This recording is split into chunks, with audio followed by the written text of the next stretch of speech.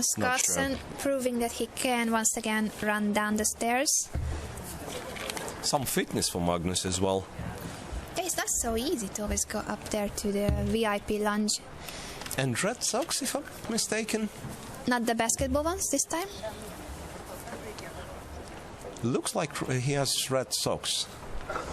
I'm not sure. Okay, so Magnus Carlsen gets to the board and the round will be starting. It's round number 16. 16. So this one, 2 more, and then we have a break, right? Before Basically, the players have a break. Players have a break. I mean, we as let's say the tournament, we'll talk. That's a great thing to do. So they have a break before final 3 rounds and final 2 rounds for the ladies. It's time to start the round. So okay, I believe we once again. No, I thought there will be one more time. That's it. It has begun with the Sicilian. Sicilian and Rossolimo variation with bishop b5, e6 was played by Vassily Ivanchuk. g7, g6 is sort of a trend nowadays, but Ivanchuk goes for e6 and knight e7. Which sort of surprised Magnus Carlsen immediately. He starts to spend time. d4, knight d4. Well, look how fast Ivanchuk is playing. And b6 is something I can't recall seeing in this position. I mean, even though the move is perfectly healthy. b6, bishop to b7, and but you're not the only one who is puzzled. Look at Magnus already using half a minute. Sort of, yeah, because indeed, I mean, first it doesn't look like a very good move to play. I mean, it's not. But on the other hand, it perfectly makes sense. So Magnus took on c6 and played knight c3. Bishop b7, I assume. Vassily, why didn't you? Why did you play b6 to play bishop b7? So play it. Or maybe he wants to develop the other bishop first, like bishop e7, in order to be in time to castle. Queen c7, which is somewhat puzzling to me, because perhaps to prevent bishop f4, but I don't know if it's such a bright idea. Queen g4 played, and Vassily goes for h5. Chasing the queen away. Obviously, queen g4 was played with the idea to go bishop f4. Queen g5, an original position for the queen in this. It's a very original position already. It's yeah, but usually you have black queen on d8, and queen g5 is never an idea. Knight e5 this time. So what's after bishop f4 would be my question. Bishop f4. This is the move. Magnus plays. Look what happens. f6 and queen g6 check. What a position. Queen g6 so you can exchange check. queens you can by taking take on it. g6, but Magnus is usually fine with all those endings. But it's taken. Takes, nevertheless, because what else a6. could you do? Move the king was really... Yeah, a6, chasing the bishop away, but now your b6 pawn is hanging. If you go b5, he goes b5. Then a4 is always in the air. Look, I'm thinking of an interesting idea. Yes, a4, b4, and knight b5. Will he play knight b5? Not really. No, knight b1. Of course, it's very easy to sacrifice pieces when you're not playing the game. But just talking. Knight b5, though, was an interesting idea because black knight was far away. Okay, forget it. Rook a7. Bishop a5. So bishop has no moves at all, but will be... well, it pressurizes the b4 pawn. Knight e5 now. Knight will go to c6 later on. Knight b3. Bishop back to e7. There is nothing wrong with it. I kind of like Ivanchuk. There is something wrong with it. Bishop b6 and a5. But I still sort of like Ivanchuk's position. Maybe not for... Bishop e2 was played to keep the bishop. Bishop e2. Yeah, so he decided to keep the bishop. Vassily had a chance, though, to take on g5. Look at that. g5 to stop f4. That's a logical one. So he grabs some space. Yes, you keep the e5 spot for the knight. As long as knight is on e5, black can't be too bad. bishop to b7, then bishop to c6 later on in some F3 positions. against the b7 bishop and strengthening the pawn, of course. Rook to c8.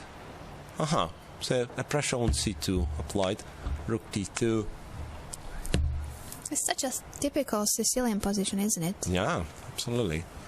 So h4. I mean, if you don't have... Okay, king f7 looks like a useful move, and probably is a useful move. Rook c6. Trying to... Well, perhaps provoke a5 so that there will be no knight a5. Magnus decides otherwise. So he plays bishop e3. Right, he plays bishop e3, and he wants to play knight a5. Right now, basically. Right now, on the next move. Bishop d8 doesn't look like a healthy move. You can play it.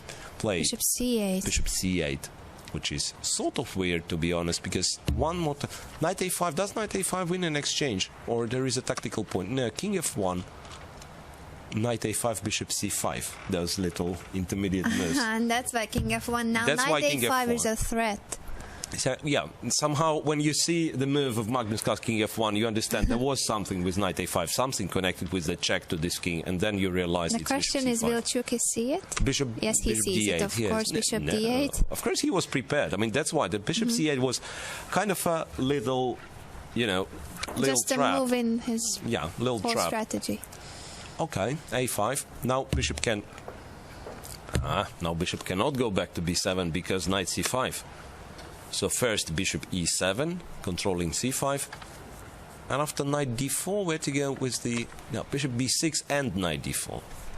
Bishop b6, though, black has bishop b7 and... now knight c4. Somehow attacking the rook. That's the thing. Knight d4. I still like Ivanchuk's position, to be honest. Now a6 is no longer hanging. I mean, basically he's with two bishops, and I don't see why white has to be happy about it. If he could quickly place his king on f7, bishop on b7, bishop play b7. d5, then he would be very much fine. He might be better already. King f7, then put the rook on c8 as well. Yes, because definitely. there might be an ugly move, but a serious threat. e6, e5. Yeah. B3, So b3, so he has to move back. King King f7. And you were right. So his next move will probably be d7, d5. And then he's just fine. Better, apparently. Because white still has this backward pawn on c2. So bishop takes d5. Yeah, pair of bishops, weakness on c2 for white. Yeah, well, the thing is that as long as the knight is there, there are always forks. Ivanchuk is not very good on time. Knight f5. Look at the knight going to f5. Knight f5. Well, black has to keep this bishop on d5. I mean, that's the key piece in this position. h3, nice intermediate. If you take, black will take on f3. So this way, white's pawn structure is destroyed. Yes, so you can't move the g-pawn. h3 is a very nice touch. Magnus Knight must have e7, missed king this. e7. He's not even in rush. Rook c3. Was it missed by Magnus Carlsen? Because now it looks like Ivanchuk is pretty much in control of the game. Rook f2. Yeah, now look at Magnus's face. Vassily can his take. Head. Now Chucky can take. Or bring the rook first. Rook c8 is a powerful move. Look attacking c2. Yeah, f3 is already hanging. Pieces are so active. Yeah, right.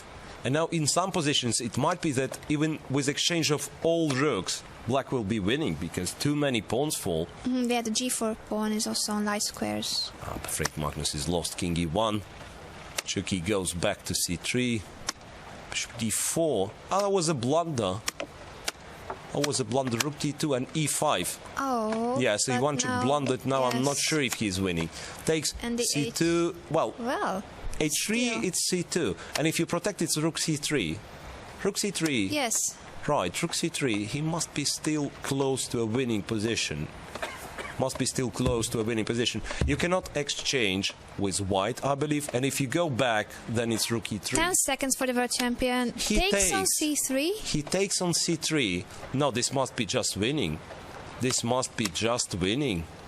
He calculated that he goes... But yeah, right. This is a tricky move because he's going to have f5.